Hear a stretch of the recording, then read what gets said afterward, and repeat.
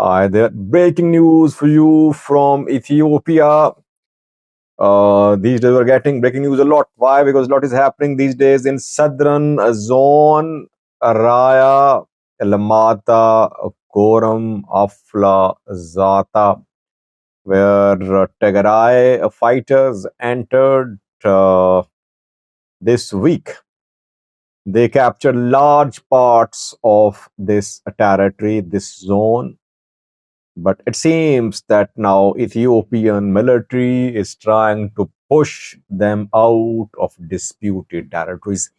Exclusive information which we have received and we want to share it with you. Before that, let me address some rumors. You know that in Addis Ababa, around a week ago, there was a shootout between Fano fighters and Ethiopian federal Addis Ababa police. Two Fano fighters were killed. Senai Ebenezer Abtamo was arrested. Two police officials were injured too. Addis Ababa police confirmed the deaths of two Fano fighters. Addis Ababa police said that it did not suffer any casualties. Its two members were injured. Then we saw statements from Fano groups the Fano groups confirmed the deaths of Senai and Ebenezer. Operations are being launched to take revenge for the death of Senai. Like we saw Operation Zamicha Bante to take revenge for the death of Bante Bate Fano commander. After that, we saw moving messages from the mothers of Senai and Ebenezer. They wanted to receive dead bodies of their sons, but Addis Ababa police and federal police both were not handing over the dead bodies to the families. Amhara news sources, Profano news sources broadcast interviews of the two Fano fighters' mothers. But since last night, we have been seeing reports, videos by some news outlets, YouTube channels with tens of thousands of followers, and they're claiming that Nosena is alive. He could be alive. He's alive.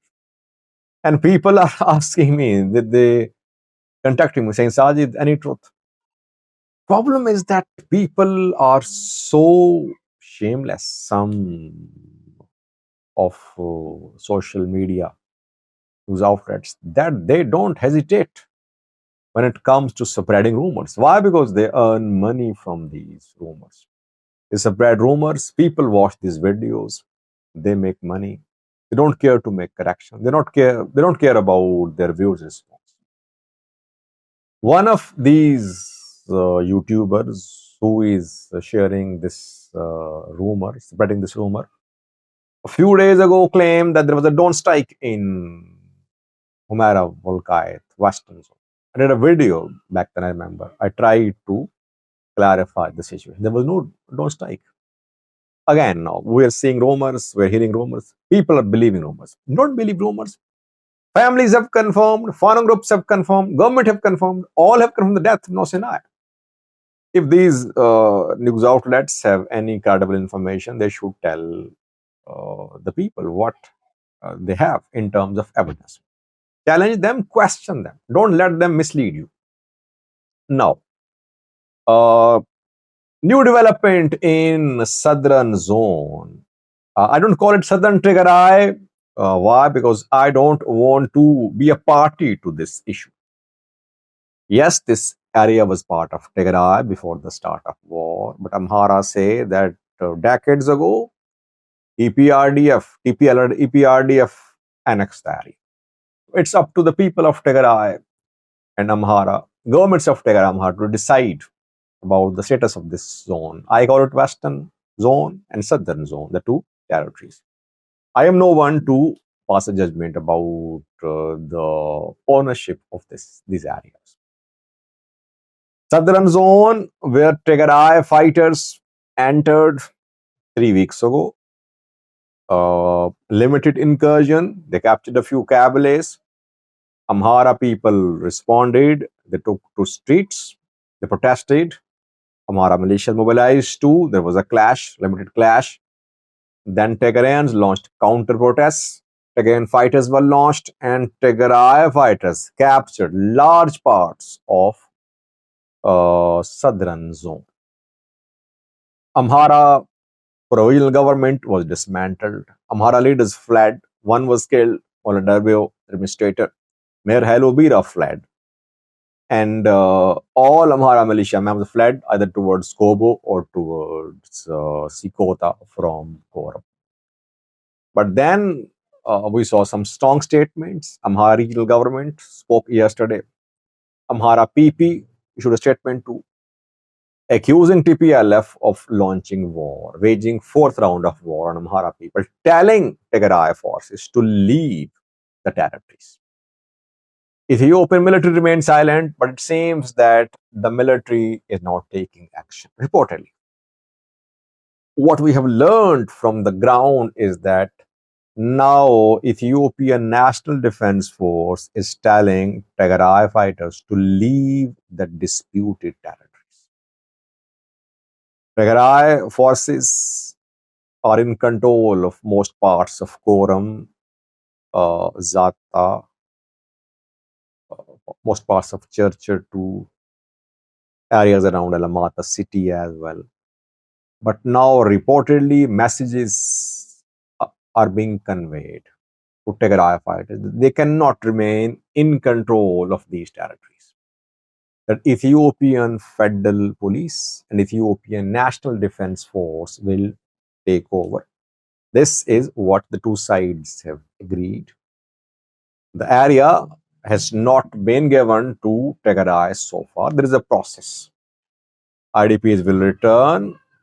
Local ministers will be elected, referendum will be held. So the entire process will take some time. Before that, Tigray cannot install its administration in these areas.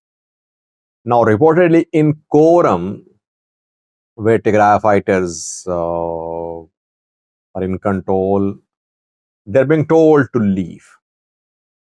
They can leave or they can stay in Korem as unarmed. If they are original residents of Korem, they can stay here, but not as armed PDF members, but as unarmed residents of the area. Tigray fighters entered Alamata, a few of them only. They never took full control of Alamata city. They have been in Raya Alamata, but not in full control of Alamata city. Now, reportedly, they tried to enter after that, but they are being denied entry into Alamata city. Alamata city, military is in control. Federal police is in control.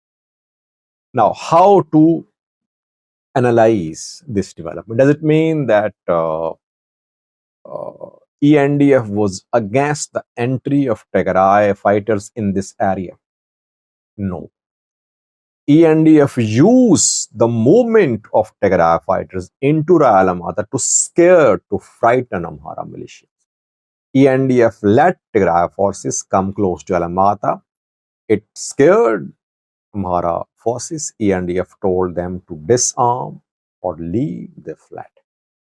ENDF, in a way, worked in collaboration with Tigray fighters in order to dismantle Amhara provisional government in this area, in order to expel Amhara militias from this zone. Now, second question is, does it mean that ENDF has accepted the status quo? Status quo means that Tigray forces are in control of large parts of the southern zone. It's difficult to say. Either ENDF is going to clear the entire area, telling Tigray fighters to leave. or ENDF will let them stay here as unarmed people. If they're unarmed, still there'll be a major force to reckon with in these towns and cities in the zone. It's difficult to say what are true intentions of Ethiopian National Defense Force, but since we saw some strong statements from Amhara regional government and Amhara Prosperity Party yesterday, that is why now ENDF is taking action. ENDF will tell Tigray fighters to leave, or it will disarm Tigray fighters, and then it will say that, see, we are in control in Korem, we are in control in Churchill. Tigray fighters are not there, they've been disarmed, or they are the original residents of the area. We cannot expel them. This is what is happening now in Raya Alamata. Are ENDF and TPLF in secret alliance against Amhara forces, Amhara militias, or ENDF is playing a double game? It used Tigray forces to expel Amhara forces. Now it will expel Tigray fighters as well. It will operate as the only force, armed force in Alamata, Korem, etc. I think we'll have to wait. So far, ENDF will have to create a balance because we have been seeing pressure upon ENDF since yesterday. Though Amhara government yesterday, Amhara PP did not say a word against Ethiopian National Defense Force. They appreciated ENDF. Tigray also did not say a word against ENDF. Now, ENDF will have to maintain balance between Tigray and Amhara. It seems to be making an attempt to create a balance by telling Tigray forces to leave. Let's see. It's a fluid situation. We need to monitor the developments in southern